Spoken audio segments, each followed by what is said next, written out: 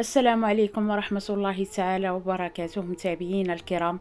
كنتمنى من الله عز وجل تكونوا في أحسن الأحوال وانتم كتشاهدوا هذا الفيديو. مرحبا بكم معايا في فيديو جديد على قناتكم بشرى شانيل. بالدموع المؤثرة المغربية ليلى الشمام كتكشف الحالة ديال خديجة من بعد ما توفى الزوج ديالها هشام، الله يرحمه ويرحم جميع المسلمين، والله يثبتوا عند السؤال ويجعل مأواه الجنة إن شاء الله يا رب. فبكل حزن ليلى الشمام نزلت ستوري على الحساب ديالها عبر موقع التواصل الاجتماعي انستغرام اللي كتقول فيه: نعم، الموت راحة لكل متألم ولكل من يعاني جهرا أو في الخفاء، لكن الفراق ليس أبدا بهين. خديجة غادي حماق، خديجة ديما عندها الأمل ترجع ليه صحيحته ويوقف على رجليه. خديجة الزوجة الصالحة، شفت بعيني شحال تعذبات، يا ربي ترزقها الصبر والقوة يا ربي. ونزلت ستوري آخر اللي كتقول فيه: هشام ارتاح من الألم والعذاب ولكن استغفر الله، ما كنتش باغا هاد النهاية.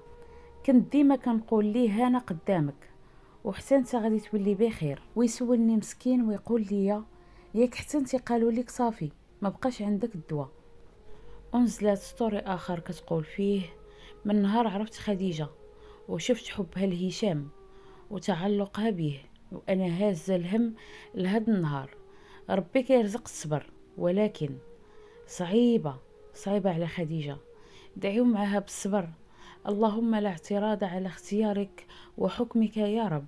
ونزلت فيديو آخر ديال هشام الله يرحمه ورافقته بتعليق كتقول فيه: شواني هشام، شواني هشام الصبار، هشام المؤمن، هشام كيتألم وكيضحك، اي واحد حداه هشام حنين، هشام درويش. فإن لله وإنا إليه راجعون. صراحة الوفاة ديالو ألمس بزاف ديال الناس اللي كيحبوهم لا داخل أرض الوطن ولا خارج أرض الوطن. كل شيء بقى فيه هشام، كل شيء دعا معاه بالرحمة والمغفرة ومع خديجة بالصبر، لأنها كانت نعمة المرأة الصالحة، نعمة الزوجة اللي وقفات مع الزوج ديالها حتى لآخر لحظة. صراحة خوتي الله يكون معها والله يصبرها على فراق الزوج ديالها، راه الحالة ديالها ما غادي يكون عالم بها غير الله سبحانه وتعالى. فتعازينا الحارة لخديجة والعائلة ديالها والعائلة ديال هشام، الله يرزقهم الصبر والسلوان والله يجعل محبته صبر. ودعواتكم مع اخوتي بالرحمة والمغفرة، الله يرحمه ويرحم جميع المسلمين والله يثبتوا عند السؤال ويجعل مأواه الجنة إن شاء الله يا رب. فأنا أخوتي غنكون وصلنا لنهاية الفيديو. شكرا على حسن المتابعة، إلى فيديو قادم إن شاء الله، مع السلامة.